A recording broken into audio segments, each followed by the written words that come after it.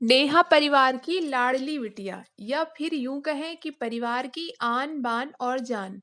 जब घर में होती तो ऐसा लगता मानो घर में आसमान टूट पड़ा हो।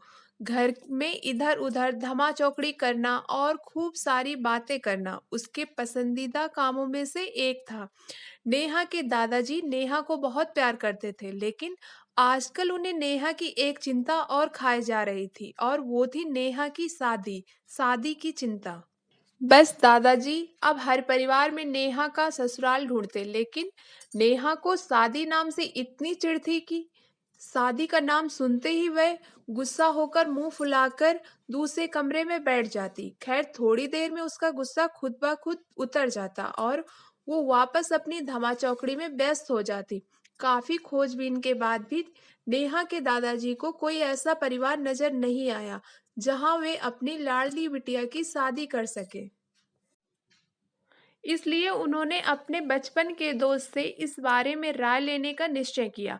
बस फिर क्या था, वे अपने दोस्त प्रेम नारायण से मिलने लखनऊ की ओर निकल पड़े। अगले दिन जब वे लखनऊ पहुंचे तो प्रेम नारायण ने स्टेशन पर ही उनके लिए गाड़ी भेज दी।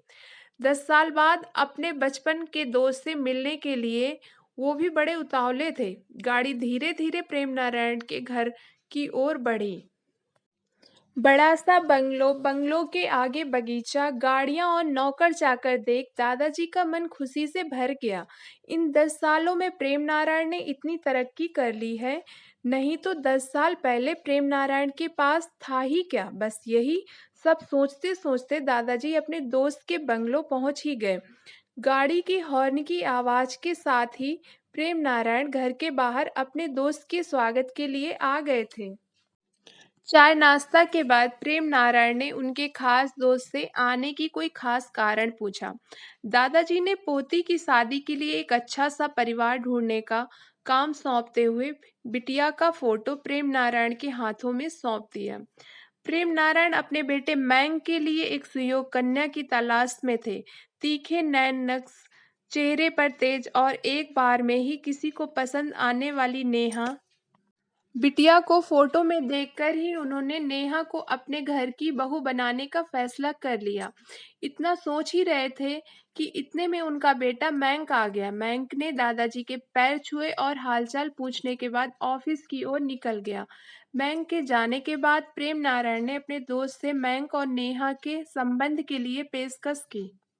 नेहा के दादाजी को लगा जैसे प्रेम नारायण ने उनके मुंह की बात छीन ली हो। मयंक को नेहा बहुत पसंद थी, लेकिन मयंक की माँ मयंक की शादी अपने से भी बड़े घर में कराना चाहती थी। लेकिन मयंक ने मनाने पर वो मान गई और तय समय पर मयंक और नेहा की शादी हो गई। ससुराल में नेहा और सास ससुर, मयंक के बड़े भैया भाभी और नेहा की उम्र की एक ननंद थी, रिया। लेकिन अपनी तमाम कोशिशों के बावजूद अपनी सासू माँ का प्यार पाने में असफल रही। वह नेहा के हर काम में कुछ न कुछ गलती निकाल ही देती। अपनी शादी की रात को ही मयंक ने नेहा से साफ साफ कह दिया था कि घर के किसी भी मामले में मैं बिल्कुल नहीं बोलूंगा, ना तो किसी भी बात पर माँ से बहस करूंगा और ना ही तुम्हारा साथ दूंगा। तुम्हें अपनी समझदारी से काम लेना होगा। नेहा की ननंद जरूर उसकी माँ से नेहा भाभी के प्रति इस तरह के व्यवहार पर उलझ जाती, लेकिन इससे भी केवल बात बढ़ने के अलावा कुछ नहीं होता। इसी तरह करीब 1 साल निकल गया। नेहा और मैंग को जुड़वा बेटियां हुई। ये समय नेहा के लिए अग्नि परीक्षा का समय था। नेहा का दर्द नेहा के लिए आंसू बन गया था। ससुराल में नेहा को संभालने वाला कोई नहीं था और मैंक और उसके पापा ने नेहा को अपने मायके भेजने के लिए पहले से ही मना कर दिया था। एक दिन रिया कॉलेज से आई तो उसने सभी को कॉलेज के सालाना कार्यक्रम में आने के लिए कहा और ये भी कहा कि कॉलेज में उसकी 2 प्रस्तुतियां हैं, इसीलिए आप सभी को चलना बहुत जरूरी है। खैर, ना चाहते हुए भी नेहा को अपनी दोनों जुड़वा बेटियों के साथ रिया के कॉलेज जाना पड़ा। कार्यक्रम की शुरुआत में गीत संगीत की कई प्रस्तुतियां हुई। मॉडलिंग में रिया ने भी हिस्सा लिया था। आखिरी राउंड में रिया के साथ 4 और लड़कियों को सिलेक्ट किया गया। जहां सभी से जज द्वारा एक एक सवाल पूछकर विजेता घोषित करना था। सवाल जवाब का दौर शुरू हुआ। इसी कड़ी में जज साहिबा ने रिया से सवाल पूछा, अगर घर में तुम्हारी माँ और भाभी में से किसी एक का साथ देना हो तो तुम किसका साथ दोगी? पूरे सदन में खामोशी छाई हुई थी। सभी रिया के जवाब की प्रतीक्षा कर रहे थे। तभी रिया ने थोड़ा आगे बढ़कर कहा, अगर भाभी सही हो तो अपनी भाभी का। जज साहिबा ने आगे पूछा, क्यों? रिया ने जवाब दिया, क्योंकि मुझे भी कल किसी की भाभी बनना है। जवाब सुनते ही पूरे सदन में तालियां गूंज उठी।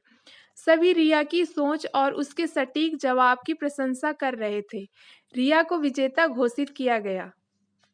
पुरस्कार लेने से पहले रिया ने सभी से कुछ कहने के लिए माइक थामते हुए कहा, हर बेटी अपनी माँ से बहुत प्यार करती है और माँ भी अपनी बेटी के दिल के सबसे करीब होती है। इसी तरह हमारे घर की बहुएं भी तो किसी की बेटियां हैं। आज हम किसी की बेटियां हैं, कल से किसी की भाभियां और बहुएं बनेंगी। अगर कल से हमें कुछ दुख हुआ तो हमारी माँ को भी दुख होगा, और इसी तरह हमारे घर की बहू को दुख हुआ तो उनकी माँ को भी दुख पहुंचेगा। और इस दुनिया में किसी भी इंसान को किसी की भी माँ को दुख पहुंचाने का कोई हक नहीं है। इसीलिए हर सास अपनी बहू को अपनी बेटी समझे तो आगे चलकर उनकी बेटी भी खुश रहेगी। रिया का इतना कहते ही पूरा सदन में एक बार फिर तालियों की गड़गड़ाहट से गूंज उठा। तालियों की गड़गड़ाहट के बीच ही नेहा की सास ने नेहा को गले लगा लिया। दोस्तों, आपको कहानी पसंद आई हो तो प्लीज़ लाइक करिएगा और सब्सक्राइब करिएगा।